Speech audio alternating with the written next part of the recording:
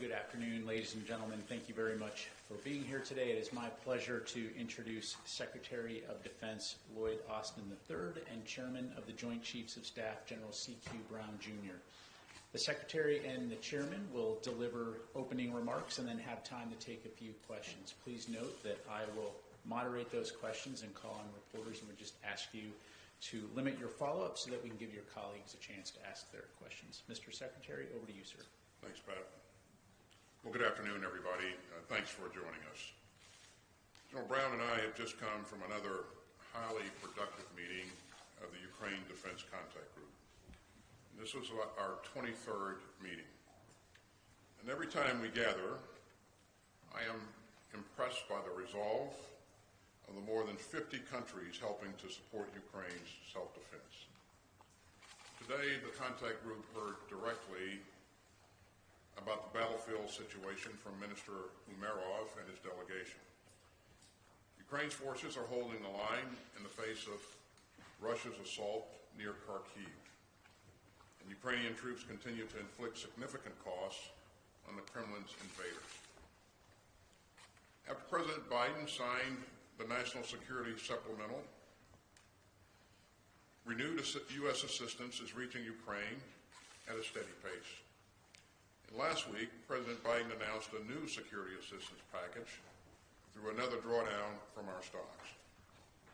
And this $225 million package provides Ukraine with more air defense interceptors, armored vehicles, anti-tank weapons, and artillery systems and munitions. And Ukraine's partners around the world continue to stand up to Putin's aggressions. This coalition remains steadfast and strong. And the contact group remains determined to meet Ukraine's urgent capability needs and to help Ukraine deter Russian aggression for decades to come. Contact group members continue to step up and to get Ukraine what it needs and when it needs it. Air defense remains Ukraine's top priority. I applaud those who have dug deep to find more air defense systems and interceptors. For example, the Netherlands is leading a smart initiative to assemble and deliver a Patriot air defense system. The Dutch government has committed to contribute many core components and parts from its own stocks, and has called on Ukraine's other friends to help with the rest. And meanwhile, Sweden recently announced its largest military package for Ukraine. That includes 155 millimeter artillery shells, AMRAAM missiles, and armored vehicles. Sweden is also providing airborne early warning and control aircraft, which will help Ukraine with both airborne and maritime targets. And Italy announced that it will send a second SAMP-T air defense system to Ukraine. So our allies are also committing to long-term military aid packages. More and more countries are enshrining these commitments in long-term bilateral agreements with Ukraine. And I'm pleased that the United States and Ukraine will sign our own bilateral security agreement today. Together, we're working to forge long-term security for Ukraine, and I continue to be impressed by the work of the contact group's capability coalitions. Today we heard an update from the drone coalition, and let me thank Latvia and the UK for their leadership of the drone coalition. This capability coalition is helping to expand Ukraine's asymmetric capabilities. And that's especially important as Putin relies on Iranian UAVs to target Ukrainian cities and civilians. This is just one of the 8 capability coalitions, and they're doing outstanding work. Together, we're helping Ukraine build a formidable future force, one that can deter aggression over the long haul. We remain determined to keep supporting Ukraine while ensuring our own military readiness at this challenging moment. And that includes a robust defense industrial base. So we spent time today discussing ways to expand the production of critical munitions and systems, and to deepen our coordination through the capability coalition.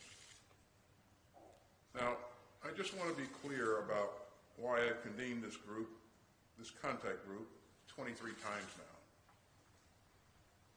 Putin thinks that he gets to determine which countries are real and which countries can be wiped off the map. That's incredibly radical and incredibly dangerous. So let's be clear. Putin started this war by invading his peaceful neighbor. A permanent member of the UN Security Council is trying to deny democracy to more than 43 million people. And the Kremlin's war of imperial aggression has horrified countries around the world. Ukraine matters to the United States and to the entire world. If Ukraine falls under Putin's boot, Europe would fall under Putin's shadow. If Putin tramples Ukraine, he would be emboldened to commit more acts of aggression, and the world would enter a far more dangerous stage. So we understand the stakes, and the outcome of the war in Ukraine will help set the trajectory for global security for decades to come. And this contact group will continue to defend Ukraine's sovereignty and all of our security. So we will continue to stand up to Putin's aggression and atrocities. We will continue to find new options to get Ukraine the air defenses that it needs to defend its skies. And we will continue to move heaven and earth to get Ukraine what it needs to live in freedom. And with that, General Brown, the floor is yours. Well, thank you, Mr. Secretary. Good afternoon, everyone. Just last week on June 6th, I was on the beaches of Normandy to commemorate the 80th anniversary of the D-Day invasion. We're alongside President Biden, Secretary Austin, and other world leaders. We honor some of the last living veterans who fought in World War II, our greatest generation. On the evening of 6 June 1944, President Franklin D. Roosevelt provided a public statement describing the brave men fighting the world away. He said, "They fight not for the lust of conquest. They fight to end conquest. They fight to liberate. They fight to let justice arise and tolerance and goodwill among all thy people." D-Day showed us the power of cooperation. He showed us that liberty prevails over aggression when nations come together for a just cause. Now we find ourselves in another crux of history. This is the driving force of this Ukraine Defense Contact Group. To come together, united for the cause of Ukraine, for the cause of our nations, and for the cause of the future. Once again, I want to thank Secretary Austin for your steadfast leadership in guiding this international coalition. I also want to thank Defense Minister Umerov, who joined us today, and for his continued leadership of Ukraine's military forces. And to all the nations that are represented here today, I also want to thank them. Their contributions to support Ukraine's effort to maintain its sovereignty. Russia's war in Ukraine tests the very foundation of security on which the world relies. Russia's unprovoked aggression challenges the security and prosperity of all nations. As I've said before, might does not make right, but might does shape outcomes. Through this contact group's collective support of Ukraine, we are aligning the might of this world with what is right. The global response to Russia's unprovoked aggression has degraded their power and prestige, forcing them to further into isolation. And our unity only grows stronger. Even so, Russia continues their attempts to advance across multiple battlefronts, to include their recent assault on Kharkiv.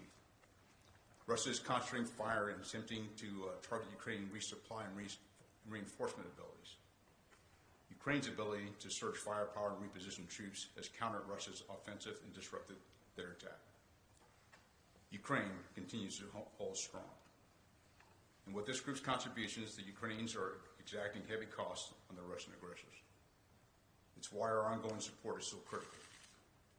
Sustaining Ukraine's ability to defend itself is both a present and long-term effort. This group's work in providing Ukraine with the necessary systems, munitions, and capabilities has been remarkable. To be effective, fighting forces need continued access to military capabilities and supplies. And our support, combined with the Ukrainian will to fight, has proven time and time again that Ukraine will not bend. Their fighting spirit is ironclad. But will itself is not enough, which is why we remain focused and dedicated to these efforts. Just last week, as Secretary Austin mentioned, we announced the 59th drawdown package of military capabilities for Ukraine. This was just part of an incredible contributions recently made by some 50 nations of this coalition, and an example of how this coalition remains dedicated to supplying Ukraine with the tools they need to counter ongoing Russian aggression.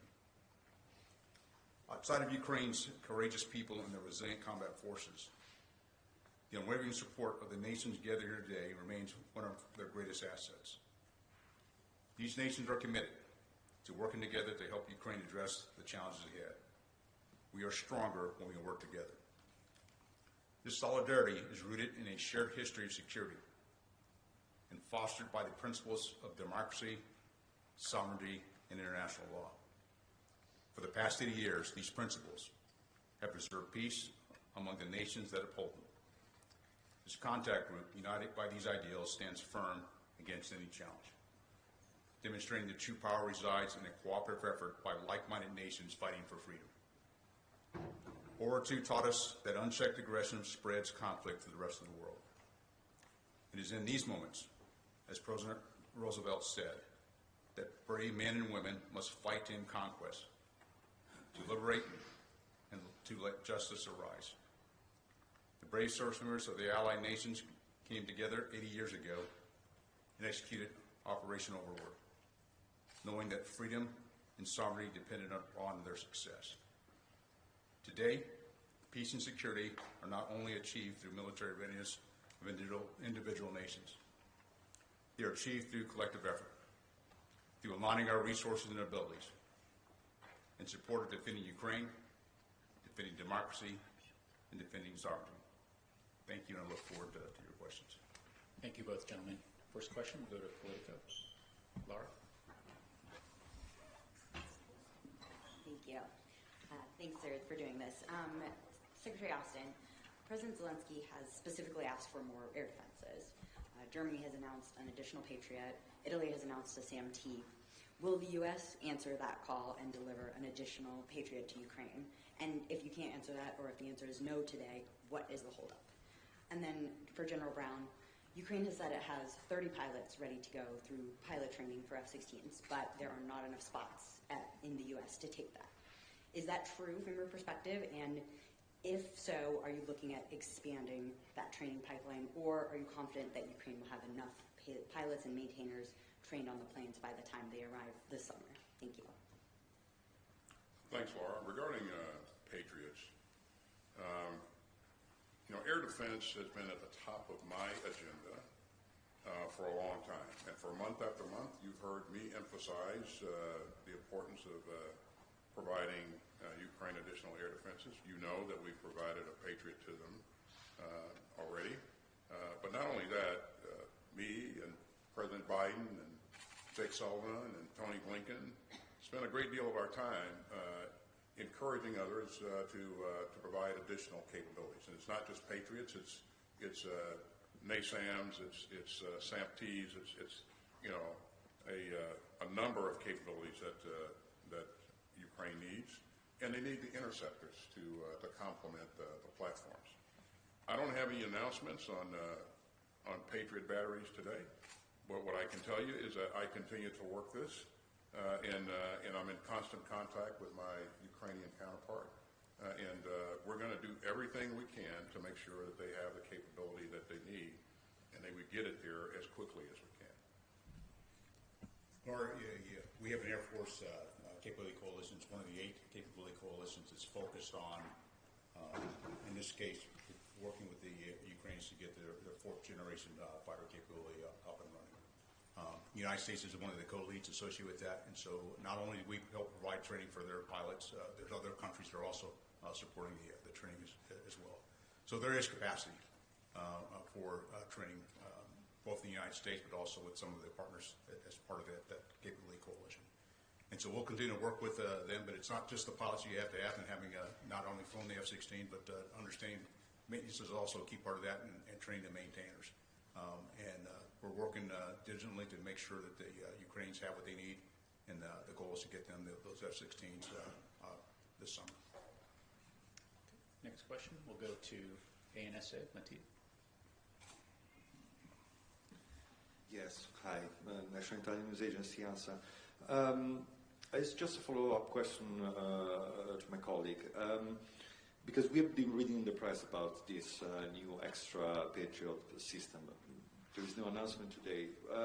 But what I would like to ask you is that we know that the US is the biggest holder of these Patriot systems. So what is the reason why you are holding back? Is operational system reasons that you can't move kits from one theater to the others? It's just for us to understand. And secondly, for you, General, what is your assessment on the ongoing military campaign in Kharkiv? Do the Ukrainian forces have enough now to resist and possibly regain the initiatives? And do you see other critical risks along the front right now? Thank you. Again, air defense remains a top priority, and we're working this on a daily basis. I've seen some of the press reporting. What I will tell you is that there will be no change in our Patriot coverage in Poland. I know that was a component of a previous story there, but there is no change in our Patriot coverage there. We're going to do everything we can to get Ukraine what it needs. We're going to encourage others. We're going to work with others to get Ukraine what it needs as quickly as we can. And this is not something that the Ukrainians are guessing at. I'm talking to them on a daily basis. Reference your question regarding Kharkiv. What I would tell you, the situation is somewhat more stabilized now than it was over the past several weeks. And one of the things that the Ukrainians have been focused on over the past several months, going into 24, is building out their defensive lines. And they've been fairly effective at building those defensive lines, which has created a bit of stability. One of the challenges, though, is that when with that the movement by the Russians towards Kharkiv, it actually pulls away focus and capability from other areas for the Ukrainians and spreads their offenses a little bit more. But what we've seen is the Ukrainians have been very good at holding their defensive lines, and I think they will be able to continue to do that there in Kharkiv as well. Thank you. Next question will go to Voice of America, Carlos.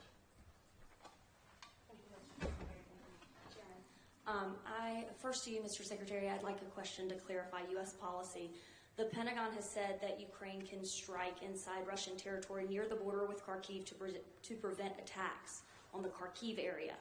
But if Russia launches attacks on Ukrainian forces that aren't in Kharkiv from a military base deep inside Russia, can Ukraine strike that military target? And if not, why not? And then, Mr. Chairman, I would like to extend the question that my colleague asked, and just more broadly, how would you describe the fight now between Russia and Ukraine? You mentioned that Ukraine continues to hold strong, but is this still a stalemate? Thanks, Carla. As you know, Ukraine requested permission to conduct counterfire in the Kharkiv area using U.S. weapons. President Biden granted them permission to do that. And so our policy in using long-range strike capabilities to conduct strikes deep into Russia, that's not changed. But the ability to conduct counterfire in this close fight in the Kharkiv region is what this is all about. And the Ukrainians, my expectation is they'll put that to good use. Carla, what I would share with you, if you go back over the course of this conflict, what the Ukrainians have been able to do to regain greater than 50% of the territory that was first taken by the Russians, to be able to regain that, at the same time, the support of this contact group to help provide them capability to defend themselves. I mentioned earlier about the defensive lines. They've been able to hold the defensive lines. But what we don't talk about is the amount of attrition that the Ukrainians are able to put against the Russians, although they are outnumbered. The way the Russians have lost personnel, but also lost platforms is pretty traumatic from a number standpoint. And the Ukrainians have done an effective job of holding up those lines and continue to do so. Thank you. And We have Mr. Secretary, to follow No, on we have time for why one or more why question. Let's go to not, Reuters. why or why Sabine? not the policy has changed. Let's go to the final question. Secretary, several allies lifted some of the restrictions placed on the donated weapons about 2 weeks ago. Can you tell us what kind of an impact that has had on the battlefield so far? Have you seen progress? What kind of progress? Or isn't it going far enough for you? Thank you. I can't speak for what allies, what weapons have been used or not used and what effects that's had. What I can speak to, though, is what I'm looking at in the Kharkiv region. The intent of allowing them to conduct counterfire was to help them address the issue of Russians conducting staging, building staging areas just on the other side of the border and attacking from those staging areas. So they have the ability to engage Russians just across the border now, and